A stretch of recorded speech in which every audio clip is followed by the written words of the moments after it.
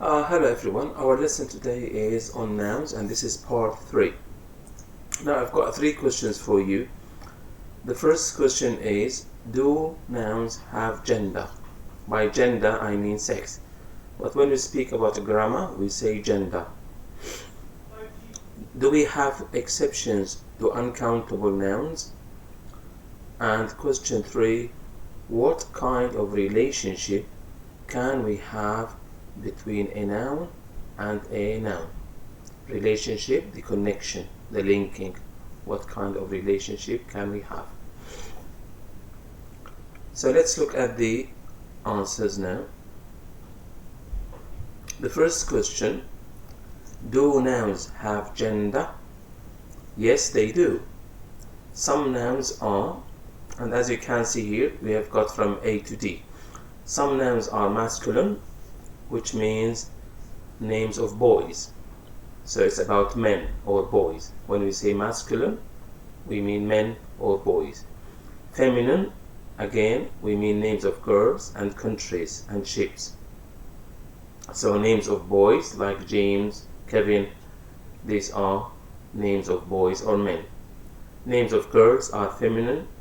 Names of countries are feminine. Names of ships, again, are feminine. So if I say Lucy, this is feminine.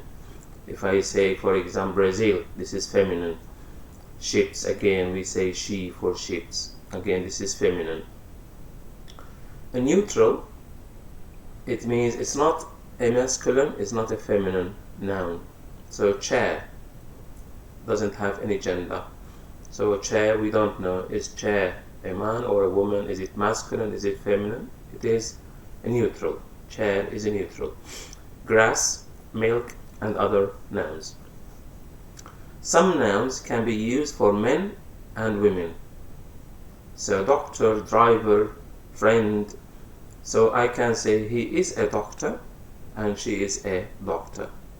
So doctor can be used for men and can be used for women. So we have 4 kind of like types of nouns.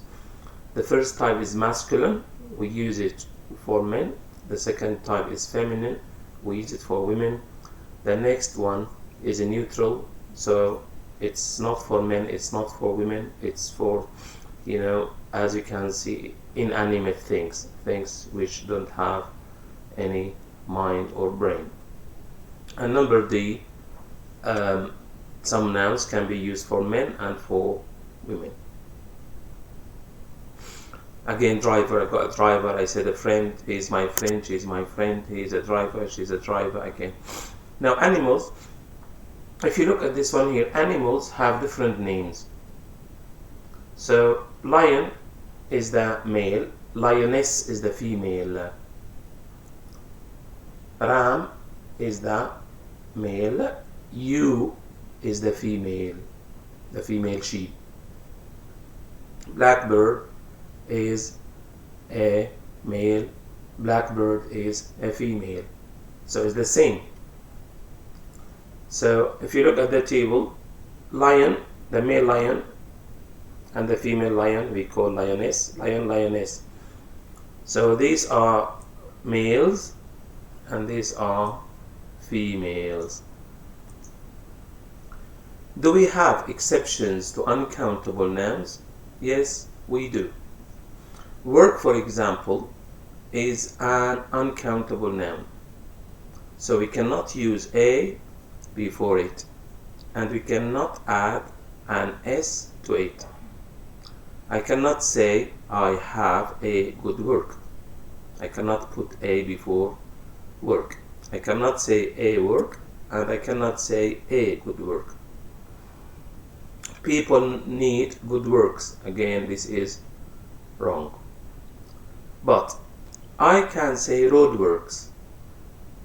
What does it mean, roadworks? It means repair of roads. But works means books or dramas. So if I say roadworks, I don't mean road jobs, I mean the repair of the roads. But if I put a before work, I mean a book. So Wuthering Heights is a work, by Emily Bronte. I have to put by here. By Emily Bronte. So a work, it means a book. It can be a novel, it can be a drama. So if you put a before work, it means a book. If we mean all the hair on our head, hair is uncountable.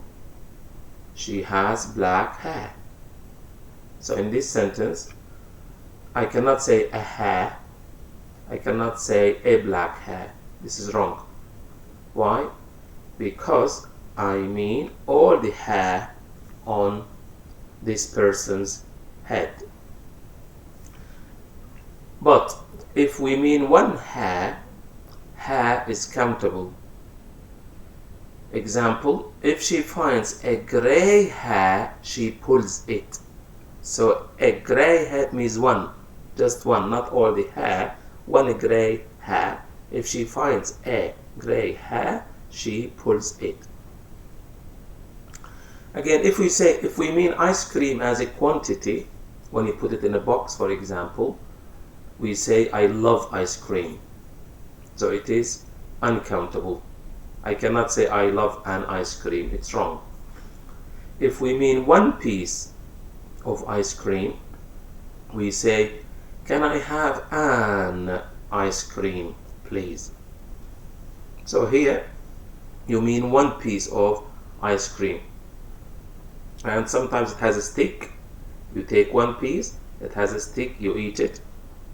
So this is correct. Again, experience. Experience can be countable, can be uncountable. Just like ice cream or hair. If we mean experience which happens to a person, then experience is countable. Emma had an exciting experience of living with a tiger last week. Emma had an exciting experience of living with a tiger last week. So here I can say an experience and I can say an exciting experience. So in this sentence, experience is countable because I put an before it. But why do I use experience as a countable noun? Because here experience happens to a person. In this sentence, experience happens to Emma. And the meaning of experience is adventure in this sentence. But if I say, do you have experience of working with animals? Here, I don't mean adventure. I mean what? I mean knowledge or skills. And I'll put this in a blue foil so you can see it in a blue. In this sentence. So in this sentence, experience is uncountable. I cannot say an experience because here I mean knowledge. I don't mean knowledge or skills. But here experience means what? Something which happened to someone or adventure in this one here. I repeat, experience here means adventure. It means something which happened to a person. But here experience means knowledge or skills. So here I can say an experience. Here I cannot say an experience. Now nouns in the possessive or genitive case.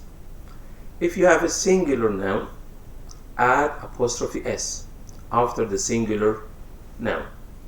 So my sister's house is big. Sister is one person. It is a singular noun. It is one. So after sister, I add an apostrophe s. If you have one plural noun, add after apostrophe, only apostrophe, after the plural noun. So if you look here, I'm going to make this like this so you can see sisters here. The word sisters is a plural and it has an s. If it has an s and if it is plural, I only put an apostrophe. This one, this blue one, is the apostrophe. I repeat, if a word has plural and it has an S at the end, you only put an apostrophe. So my sister's house is big. This sentence means the house is for all my sisters. But this sentence means the house is for my sister only, one sister. So here sister is one, I put an apostrophe S. Here sister, I mean many sisters, I put an apostrophe only, and the meaning is different. When we speak, they are the same. But if you look here, this sentence means the house is for one sister, and this sentence means the house belongs to many sisters, or the house is for many sisters, or belongs to many sisters. So what kind of relationship can we have between a noun and a noun? So gold ring, all these are nouns. As you can see, gold is a noun, ring is a noun, petrol is a noun, engine is a noun, but the relationship between the nouns is not the same. So if I say gold ring, it means the first gold is the first noun and it shows the material of the second noun. So gold shows the material of the ring. Here, petrol shows fuel used to operate the second noun. So how do we operate the engine? We use petrol. So petrol shows the fuel we use to operate the second noun. Bus ticket, the first noun shows what second noun is about. So what is the ticket about? It's about the bus. So the relationship between bus and ticket is what is about. But the relation between petrol and engine is what? The relationship is the first noun shows the fuel. And here the relationship between ring and gold is gold shows the material. So here gold shows the material, petrol shows the fuel, bus here is, shows what ticket is about. So the relationship is not the same. Garden gate, again, the second noun is part of the first noun.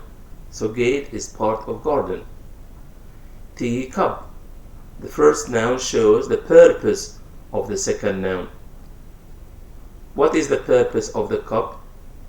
Why do we have this cup? We have it because we drink tea by using this cup. So tea shows the purpose of cup.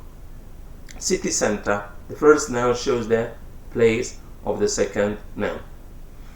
Summer holiday, the first noun shows the time of the second noun.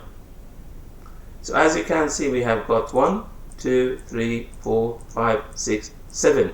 7 relationships between nouns. So when you put a noun and another noun, the relationship between them is not the same. Sometimes the noun shows the material, sometimes the noun shows the fuel, sometimes the noun shows what the second noun is about, sometimes one noun is part of another noun, sometimes one noun shows the purpose of the second noun, sometimes a noun shows the place of the second noun, and sometimes a noun shows the time.